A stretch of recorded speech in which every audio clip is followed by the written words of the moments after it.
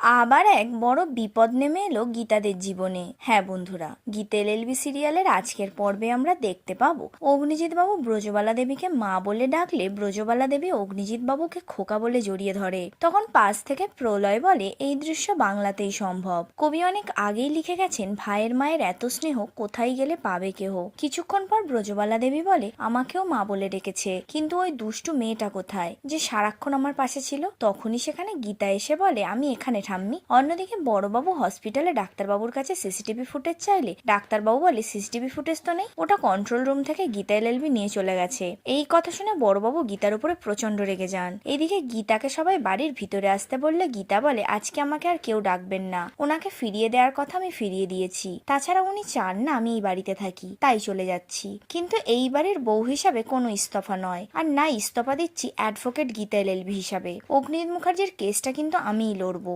দরকার পড়লে জুনিয়র হিসাবে আমার বাবা থাকবে, দরকার পড়লে আমার ঠাম্মি ব্রজবালা মুখার্জি থাকবে, দরকার পড়লে গোটা শহর আমার পাশে থাকবে। আমি চিৎকার করে কোর্টে সওয়াল করব হি ইজ নট গিলটি। এই সমস্ত কথা শুনে আবার সবাই গীতাকে ঘরে আসতে বললে গীতা বলে না আমি যাব না, আমি আমার বাড়ি ফিরে যাব। আর যদি কেউ চায় আমার সঙ্গে যেতে পারে, তবে হ্যাঁ আপনাদের বাড়ির ছেলে নিয়ে গিয়ে সংসার ভাঙার কোনো ইচ্ছে আমার নেই, ও এখানেই থাকুক। এই বলে গীতা চলে যেতে চাইলে স্বস্তিক বাধা দিয়ে বলে আমিও তোমার সঙ্গে যাব।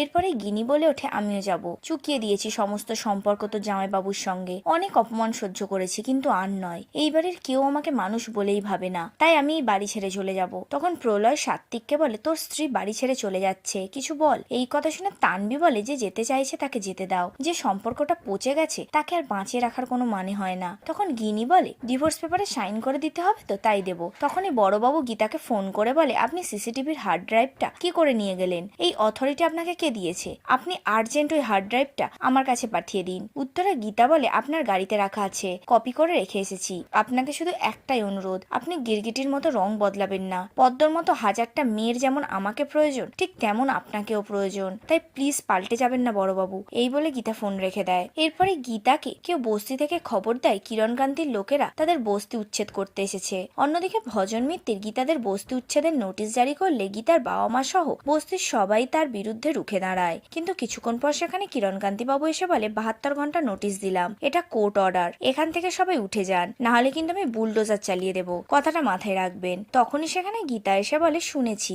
বাঘিনী আসার আগে ফেউ ডাকে, আর সেই কাজটা করছেন আপনি, আপনি ঘরে বাইরে দু জায়গাতেই মরবেন, কি চাইছেন কি আপনি। উত্তরে কিরণকান্তি বাবু বলে আমি চাইছি অগ্নিজিৎ মুখার্জি আর অ্যাডভোকেট গীতা এলএলবির অস্তিত্ব মুছে দিতে, আর আমি সেটাই করব।